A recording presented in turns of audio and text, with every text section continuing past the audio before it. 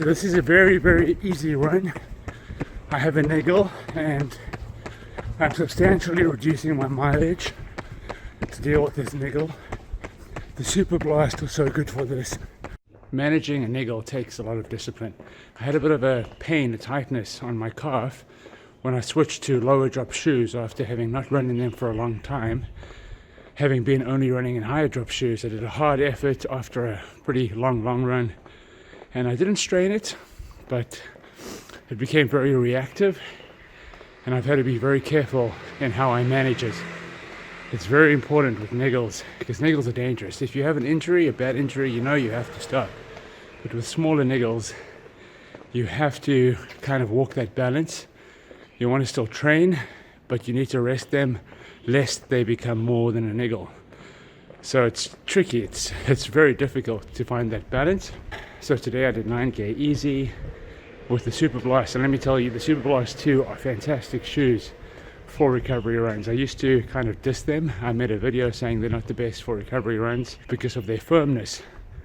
But I've been running with other shoes trying to manage this niggle, and because, excuse me, the Superblast are so firm and consistent, yet still soft and very protective, they just give you that consistency, that absorption, and that control that you need to manage a niggle. Things that are too bouncy, that bounce will be sent up the chain of your legs. That might cause issues. Just less controllable. So the Superblast, fantastic shoes for managing a niggle. Yeah, these are really just fantastic shoes. And like, it should be said that different niggles will be best remedied with different shoes, and different people's gait cycle is also a factor.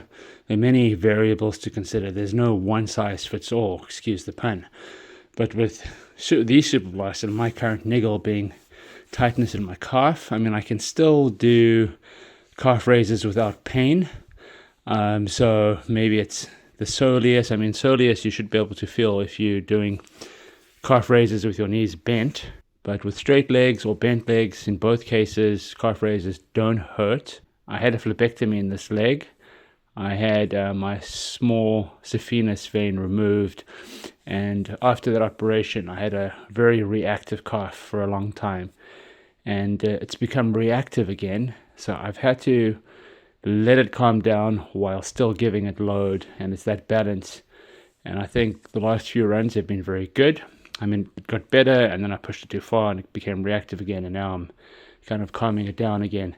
And I mean, yesterday I ran in the Nova Blast, and I mean, these shoes have always been very kind of conflicting shoes for me. They're very comfortable, they're very bouncy, they're still definitely protective, and they've calmed down somewhat. I have close to 500 kilometers in them now, but they just don't have the same level of control and consistency as the Superblast.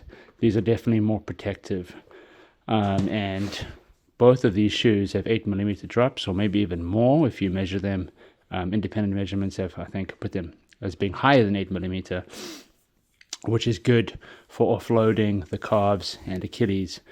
So, I mean, if you have a knee injury, you might want to use lower drop shoes. So for my calf situation, I find higher drop shoes, stiffer shoes that are more reliable, more consistent in how they ride, that are still very protective, that still have sufficient softness and comfort, are perfect for recovery for me, and these are the guys. And I mean, running easy now, I love running easy in these shoes. Fantastic shoes for running easy, which I think maybe a lot of people wouldn't agree with me on, but they're very, very versatile shoes, these guys. I love my Superblast 2. Today it's an easy 16k coming back from a niggle, and there's no shoe I trust more for the job than the Superblast 2. Okay, I'm 3k into my run and I'm feeling very good, keeping it nice and easy, nice and steady. And that's what's so great about the Superblast, is the fact that they can just keep it so consistent, so locked in. That's the 3k mark. 5:13 was my last split. If you can see that, feeling good. Okay, I'm 7k in, still feeling good, keeping it very easy, But now I do feel some feeling in my car, no more than up to 2 out of 10 in discomfort. So I'm good. Okay, the sun is coming up, 10k in. Went through a phase where there was no pain at all, and now it's like a 1 out of 10. Kind of lifted the pace a bit here and there, but I want to be very, very careful. So keeping it nice and slow and steady. I just finished 17k. My car feels, I feel some feeling, I'm not sure I'd even call it pain. Achy, it's a bit achy. I guess it is a pain, but it's a tight, achy pain, not too bad. Hopefully I didn't go too far, because this is a recovery long run effort. But the Superblast made it really easy. I really felt protected. I felt unworried. I know how reliable these shoes are.